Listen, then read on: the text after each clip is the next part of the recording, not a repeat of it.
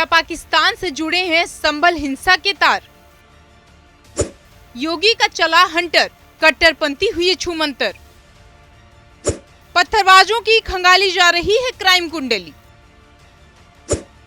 दंगाइयों को योगी का कितना डर? संभल के जिन पत्थरबाजों ने शहर का सुकून छीना, उन शैतानों की शिनाख्त हो चुकी है और उनके पोस्टर हर चौक चौबारों पर बाबा की पुलिस ने चस्पा कर दिया है। पोस्टर में जिन दंगाइयों की तस्वीरें हैं, उनका पता बताने वालों को पुलिस की तरफ से इनाम दिया जाएगा, साथ ही उनका नाम भी गुप्त रखा जाएगा। योगी के हंटर से बचने के लिए सारे दंगाई अंडरग्राउंड हो चुके हैं। कोई शहर से पलायन कर दूसरे शहर में छिपा बैठा है, तो कोई ये सोचकर ही पाकिस्तान भाग गया है कि कहीं उनके गुनाहों का हिसाब यूपी की पुलिस ऑन द स्पॉट न कर दे। पत्थरबाजों की गिरफ्तारी के लिए 1 दर्जन से अधिक पुलिस की टीमें संभल के आसपास के अलावा दिल्ली एनसीआर से लेकर उत्तराखंड तक छापेमारी कर रही हैं। साथ ही जिन आरोपियों की गिरफ्तारी हो चुकी है, उनकी टीम क्राइम कुंडली खंगाली जा रही है।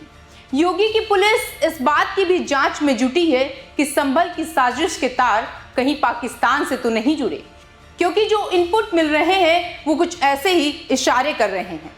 संभल में बीते दिन जो कुछ भी हुआ उससे सब कोई वाकिफ है। किस तरह से देखते ही देखते लोग इकट्ठा हो गए, पुलिस प्रशासन पर पत्थरबाजी करने लगे और गाड़ियों को आग में झोंकने लगे। उस समय जो कुछ भी हुआ और जितना भी नुकसान हुआ, योगी की पुलिस पाई पाई का हिसाब लेने के लिए कमर कस रखी है। पिछले साल का संभल का वो दिन कैसा रहा होगा जब चारों तरफ आगजनी थी, पूरे शहर की गलियां सड़कें सुनसान थीं। लेकिन उस सुनसानी के बीच में एक शोर था जिसको सोचकर दिल दहल जाता है। सूनी सड़कों पर पत्थरबाज थे, गलियों में नकाब में महिलाएं थीं और ऐसा लग रहा था कि एक इशारा मिलते ही लोगों ने संभल से शांति छीन ली। कहते हैं कि किसी गली में चल रहे हैं तो आगे पीछे देखकर सतर्कता से चलना चाहिए, लेकिन संभल में ये लाइन सटीक नहीं बैठी, क्योंकि गली के किस दहलीज से कौन निकल आए इसका अंदेशा किसी को नहीं था।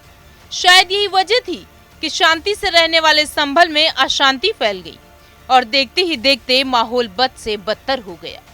संभल की शांति लोगों ने इस कदर बिगाड़ी कि अब उनको घर में ताला लगाकर भागना पड़ रहा है। दरअसल पिछले साल 24 नवंबर को हुए बवाल के बाद कोटगर्गी, नखासा तिराहा और हिंदूपुरा खेड़ा इलाके में 500 से अधिक मकानों में ताले लग गए। जिस मकान में चहल पहल रहती थी उसमें कोई चिराग जलाने वाला नहीं रहा। बाहर से ताला लगा है, लेकिन इसके बावजूद भी पड़ोसियों से मकानों के मालिकों की जानकारी पुलिस जुटाने में लगी है। पूछताछ की जा रही है कि इन लोगों ने घर क्यों छोड़ा। वहीं दूसरी ओर इसमें काफी परिवार ऐसे भी हैं जो डर के मारे मकान छोड़ गए हैं। जामा मस्जिद सर्वे के दौरान 24 नवंबर की सुबह जामा मस्जिद के पास बवाल शुरू हुआ था। इसमें कई लोगों की जान चली गई थी, जबकि 29 पुलिसकर्मी चोटिल हुए थे। करीब 2 घंटे की मशक्कत के बाद पुलिस ने बवाल पर काबू पाया। इस दौरान उपद्रवियों ने नखासा तिराहा और हिंदूपुरा खेड़ा में पुलिस पर हमला किया। फायरिंग, पत्थरबाजी, आगजनी और तोड़फोड़ उपद्रवियों ने ही की थी। पुलिस ने उपद्रवियों की धरपकड़ शुरू की तो तमाम लोग अपने मकानों में ताले लगाकर दूसरे जिले और प्रदेश के लिए चले गए। बवाल को हुए करीब 2.5 महीना बीत गया है, लेकिन अभी भी सभी परिवार नहीं लौटे। ऐसे में पुलिस को आशंका है कि जो परिवार नहीं लौटे हैं वो कहीं बवाल में शामिल तो नहीं है। जो लोग मकानों में बाबा की पुलिस के डर के मारे ताला लगाकर भाग गए हैं और जिनकी भूमिका बवाल में थी, पुलिस उनके लिए खड़ी है। पुलिस पूछताछ कर रही है कि बवाल के बाद मकान क्यों छोड़ा। आपराधिक प्रवृत्ति के लोगों की अचानक से बड़ी संपत्तियों की जांच के लिए टीम गठित की गई है। ये टीम उन सभी लोगों से पूछताछ करेगी जिनकी भूमिका अपराध करने में रही है और आपराधिक प्रकृति के हैं। ऐसे लोगों की पिछले कुछ वर्षों में संपत्ति बढ़ी है। इसका इनपुट पुलिस को मिला है। एसएसपी श्रीचंद्र का कहना है कि जिनकी संपत्ति अवैध पाई जाएगी उनके खिलाफ कार्रवाई की जाएगी। टीम ने अवैध संपत्ति की जांच मामले में शारिक साटा की पत्नी से पूछताछ की। 24 नवंबर 2024 को जामा मस्जिद सर्वे के दौरान हुए बवाल के बाद गठित की गई एएसआई उपद्रवियों को गिरफ्तार करने के साथ ही संपत्तियों की जांच भी कर रही है। अब एएसपी श्रीचंद्र के नेतृत्व में ये जांच बड़े स्तर पर की जा रही है। एएसपी ने बताया है कि शारिक साटा की संपत्ति के बारे में जानकारी उसकी पत्नी को बुलाकर की गई थी। इसके अलावा पुलिस अन्य माध्यम से भी जानकारी जुटा रही है।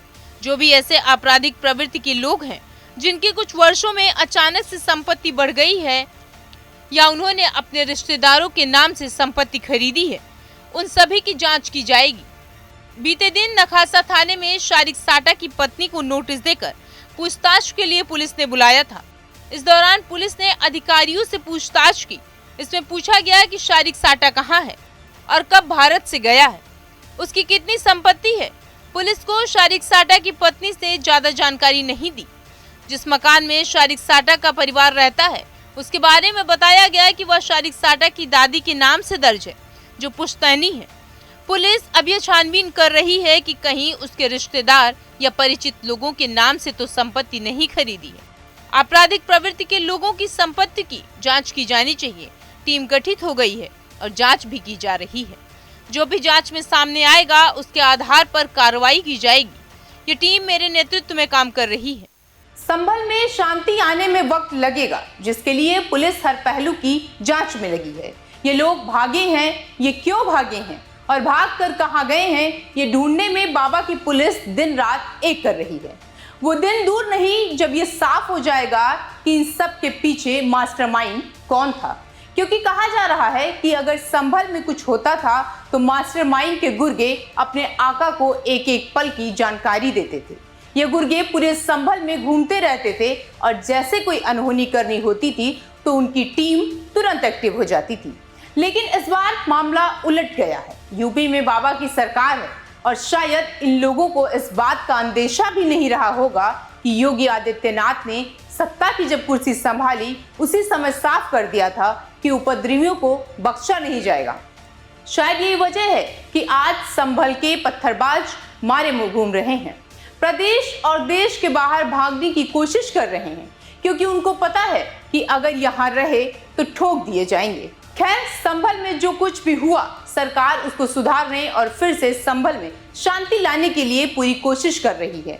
बाबा की पुलिस भागे हुए लोगों का पता लगाने में लगी है। आगे इस पर जो भी जानकारी होगी वो हम अब तक लाएंगे। फिलहाल इस खबर में इतना ही और ऐसी तमाम खबरों को देखने के लिए आप जुड़े रहिए जनतंत्र टीवी के साथ।